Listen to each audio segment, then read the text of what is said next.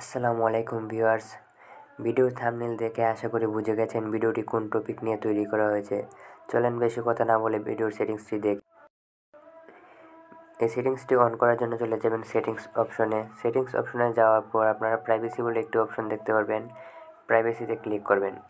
Click করার পর দেখেন উপরে ডান পাশে একটি অপশন আছে আবারও প্রাইভেসি, ওইটাতে ক্লিক করবেন। ক্লিক করার পর নিচে আপনাদের সামনে শো করবে অ্যাডভান্স বলে একটি অপশন।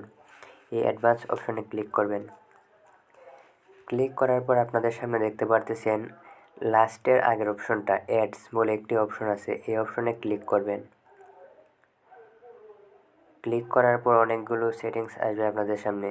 নিচের এই সেটিংসটি দেখেন আমার অন আছে, এই সেটিংসটি আপনাদের অফ থাকলে অন করে দিবেন। এই যে দেখেন আমি অন করে দিলাম।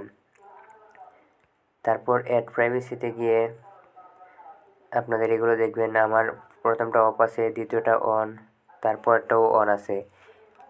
আপনাদের যেগুলো আমার অন করা আছে এইগুলো অন করে দেবেন, তাহলে দেখবেন আপনাদের সামনে আর কোনো প্রকার অ্যাড শো করবে না। আর আপনাদেরকে আরেকটি কথা বলে নিই, অ্যাড শো করবে না বলতে যে আপনাদের একবারে অ্যাড শো করবে না এটা না।